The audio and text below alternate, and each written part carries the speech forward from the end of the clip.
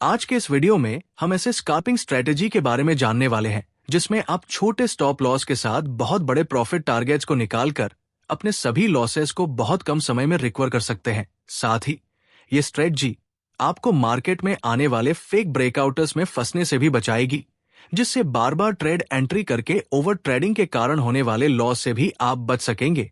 अब market trending हो या फिर साइडवेज, ये स्ट्रेटेजी हर किसी मार्केट कंडीशन में काम करती है, जिससे इस स्ट्रेटेजी का विन रेट बहुत ज्यादा है। इस स्ट्रेटेजी का यूज करके अगर आपको अपना लॉस रिकवर करना है तो आपको इस वीडियो में बताए गए नियमों का सटीक पालन करना पड़ेगा, तभी आप प्रॉफिट बना सकेंगे। तो चलिए अब इसे विस्तार से समझते हैं।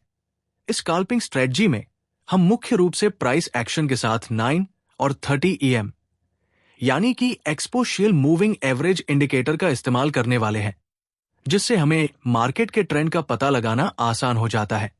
जैसे कि अगर चार्ट पर प्राइस लगातार इस तरह से बहुत देर तक 30 EMA के नीचे ट्रेड करती है, तो इसका मतलब अभी मार्केट में एक स्ट्रांग बेरिश ट्रेंड चालू है, जिसमें प्राइस 30 पीरियड मूविंग एवरेज को एक रेजिस्टेंस के रूप में इस्तेमाल करते हुए EMA लाइन से रिजेक्शन फेस करने के कारण नीचे जाती है।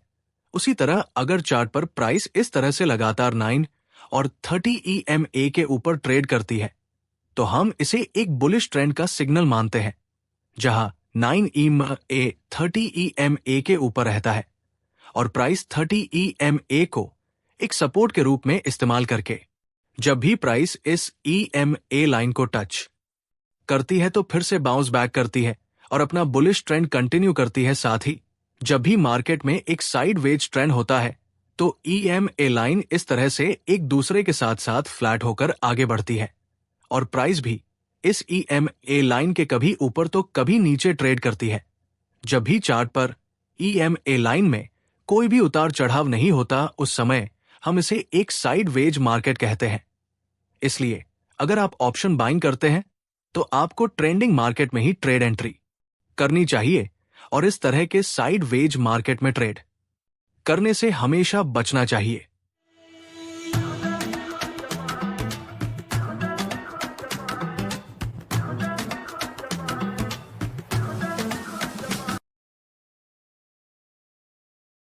एक्सपोनेंशियल मूविंग एवरेज को चार्ट पर लगाना एकदम आसान है।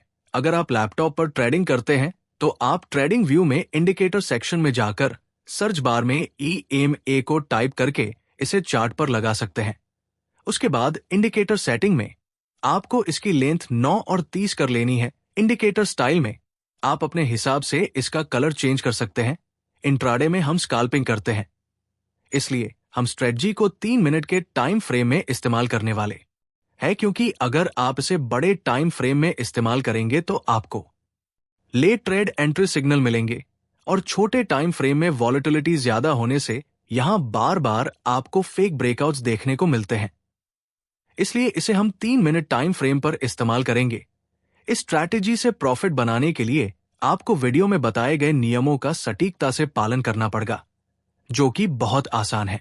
रूल नंबर 1, जब तक एक स्ट्रॉन्ग बेयरिश कैंडल के क्लोजिंग के साथ 9 EMA अपने 30 EMA को ऊपर से नीचे क्रॉस नहीं करता, तब तक हमें शॉर्ट ट्रेड में एंट्री नहीं करनी है। रूल नंबर 2, अगर 9 EMA 30 EMA को नीचे क्रॉस करता है मगर दोनों के बीच क्रॉसओवर के समय बनने वाली कैंडल की क्लोजिंग बहुत दूर होती है, तो यहां ट्रेड एंट्री नहीं करनी है।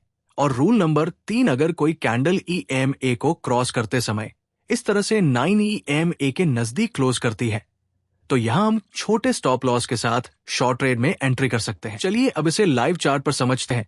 जैसे कि अगर हम यहां 24 तारीख का निफ्टी 50 का 3 मिनट टाइम फ्रेम का चार्ट देखेंगे तो यहां मार्केट ओपन होते ही 30 EMA ने नीचे ट्रेड करते हुए एक बड़ा बेयरिश कैंडल हमारे 9 EMA के नीचे क्लोज हो जाती है। साथ ही इस कैंडल ने यहां अपने पुराने लो को भी नीचे ब्रेक किया है, जो प्राइस एक्शन के हिसाब से एक बेरिश सेटअप होता है, जिसे देखकर बहुत से ट्रेडर यहां इस कैंडल के क्लोजिंग के बाद शॉर्ट ट्रेड में एंट्री करते हैं, मगर प्राइस थोड़ा नीचे जाकर रिवर्स होती है और इन सभी के स्टॉप लॉस खा जाती है, जिससे इन्हें नुकसान का सामना करना पड़ता है। लेकिन अगर आप यहां गौर से देखेंगे तो प्राइस यहां ऑलरेडी अपने 30 period exponential moving average line से बहुत दूर है।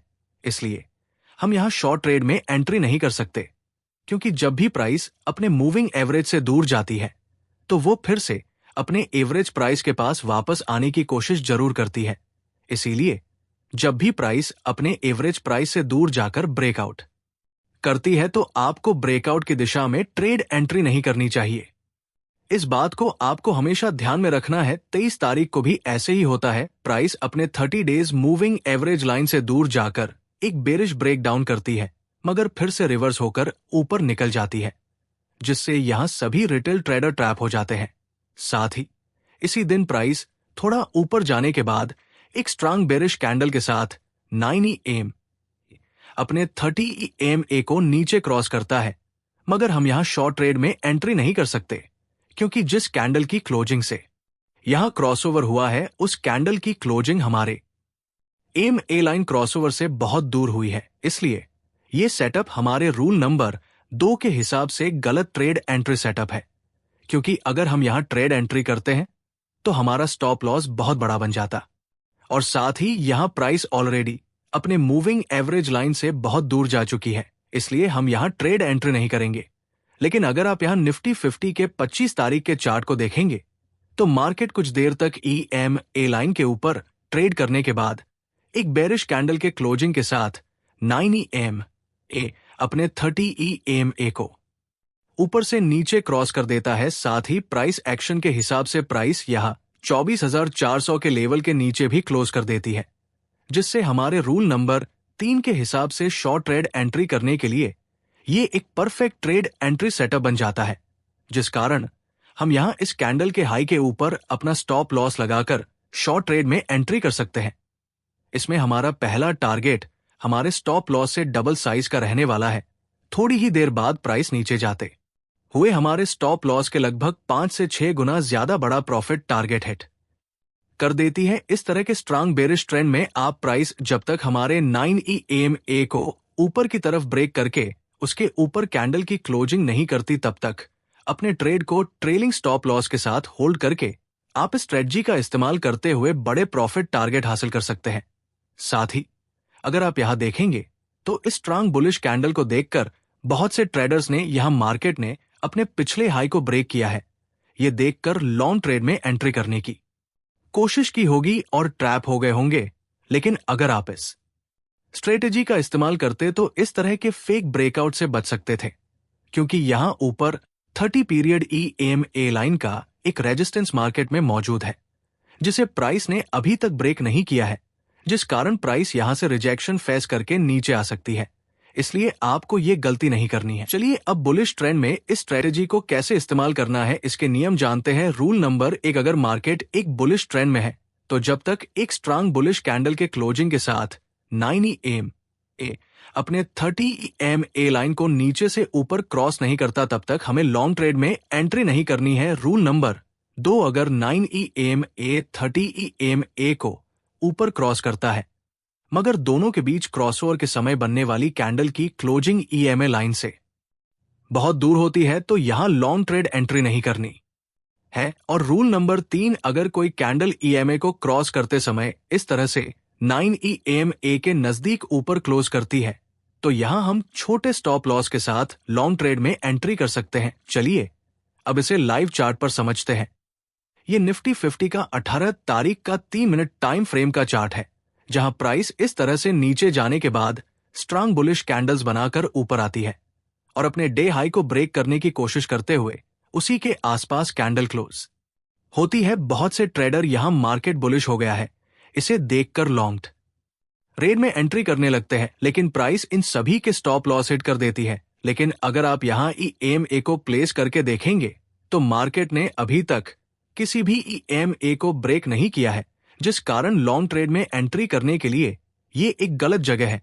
लेकिन थोड़ी देर बाद प्राइस एक बुलिश कैंडल के साथ EMA के ऊपर क्लोज हो जाती है। साथ ही यहां EMA एक क्रॉसओवर भी हुआ है, इसलिए हम यहां छोटे स्टॉप लॉस के साथ लॉन्ग ट्रेड में एंट्री कर सकते हैं। कुछ ही देर में प्राइस ऊपर जाते हुए हमारे प्रॉफिट टारगेट को हिट कर देती है। लेकिन यहां 21 तारीख को निफ्टी 50 तेजी से नीचे गिरने के बाद रिवर्स होकर ऊपर निकलता है, और एक स्ट्रांग बुलिश कैंडल हमारे दोनों EMA लाइन को ब्रेक करके ऊपर क्लोज हो जाती है।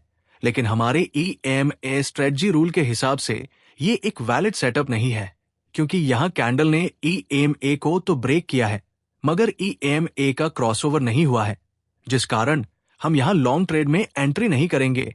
थोड़ी देर बाद प्राइस के साथ साथ EMA क्रॉसओवर होता है और एक कैंडल इसके ऊपर क्लोज करती है, जिससे हमारे सेटअप के हिसाब से हम यहाँ कैंडल के थोड़ा नीचे स्टॉप लॉस लगाकर लॉन्ग ट्रेड में एंट्री कर सकते हैं।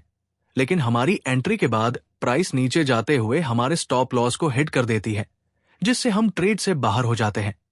क्योंकि यहाँ हमने हमारे स्ट्रेटेजी के हिसाब से ट्रेड एंट्री की थी, इसलिए हमारा स्टॉप लॉस भी छोटा था, जिस कारण हम छोटे लॉस में ट्रेड से बाहर हो गए हैं।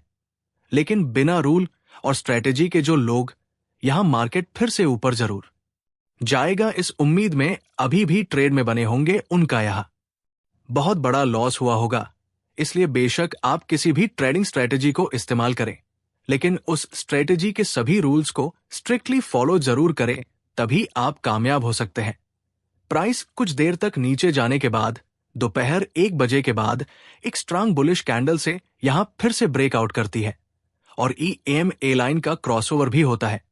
लेकिन हमारे दूसरे नियम के हिसाब से ये एक गलत ट्रेड एंट्री सेटअप है, क्योंकि यह क्रॉसओवर करने वाली कैंडल हमारे EMA से बहुत दूर जाकर क्लोज हुई है, इसलिए हम यहां लॉन्ग ट्रेड में एंट्री नहीं कर सकते। थोड़ी ही देर में प्राइस नीचे आती है और एक बार फिर से हमारे दोनों EMA को ब्रेक करती है, जिस कारण अब हम यहां एक छोटे से स्टॉप लॉस के साथ लॉन्ग ट्रेड में एंट्री कर सकते हैं। कुछ ही देर में मार्केट ऊपर बढ़ते हुए हमारे प्रॉफिट टारगेट को हिट कर देता है, इसलिए अगर हम यहां हमारे नियमों के विपरीत जाकर ट्रेड में एंट्री करते तो हमारा बड़ा लॉस हो जाता। इसी कारण एक ऑप्शन बायर को हमेशा चार्ट पर अपने सेटअप के बनने का इंतजार करना चाहिए, और अगर चार्ट पर सेटअप बनता है तो बिना किसी डर के स्टॉप लॉस लगाकर ट्रेड में एंट्री कर लेनी चाहिए, तभी आपका कॉन्फिडेंस बिल्ड हो सकेगा। साथ ही अगर चार्ट पर दोनों EMA लाइंस इस तरह से एक दूसरे से पैरेलल होकर बिना किसी स्लोप के आगे बढ़ती है, तो हम इस तरह के मार्केट को एक साइड वेज मार्केट कहते हैं। क्योंकि यहाँ 24 तारीख को अगर आप निफ्टी का चार्ट देखेंगे तो मार्केट दिन भर एक ही रेंज में ट्रेड करते हुए नीचे तो जा रहा है, लेकिन EMA लाइन में कोई भी बड़ा उतार नहीं दिख रहा है। और यहां अगर आप कैंडल्स की साइज देखेंगे तो चार्ट पर कोई भी कैंडल EMA लाइन से दूर जाकर ट्रेड नहीं कर रही है, और ज्यादातर कैंडल्स की ओपनिंग और क्लोजिंग पिछले कैंडल के आसपास ही हो रही है। इसका मतलब यहां बायर्स और सेलर्स मार्केट की डायरेक्शन को लेकर कंफ्यूजन में है। इसलिए अगर चार्ट पर छोटी छोटी कैंडल्स बनाकर प्राइस EMA लाइन के आसपास ट्रेड करती है, तो आपको यहां किसी भी डायरेक्शन में ट्रेड एंट्री नहीं करनी चाहिए। जैसे कि अगर आप यहां 24 तारीख को 10:57 की बेरिश कैंडल को देखेंगे, तो यहां इस कैंडल ने अपने 9 EMA को क्रॉस करके नीचे क्लोज करते हुए अपने पिछले स्विंग लो को ब्रेक किया है। लेकिन उसी समय अगर आप 24,400 के ATM पुट ऑप्शन के प्रीमियम को देखेंगे तो यहां प्रीमियम की प्राइस में कोई बढ़ोतरी नहीं हो रही है। इसका मतलब यहां ऑप्शन के मोमेंटम में कमी आई है, जिस कारण ऑप्शन के प्रीमियम इंडेक्स प्राइस के हिसाब से नहीं बढ़ रहे हैं। इसी वजह से आपको यहां EMA स्ट्रेटजी के साथ साथ ऑप्शन के प्रीमियम के मोमेंटम को देखना बहुत ही आवश्यक है। इस स्ट्रेटजी के ऊपर अगर आपको और भी डिटेल एडवांस वीडियो चाहिए तो कमेंट में जरूर बताएं। धन्यवाद।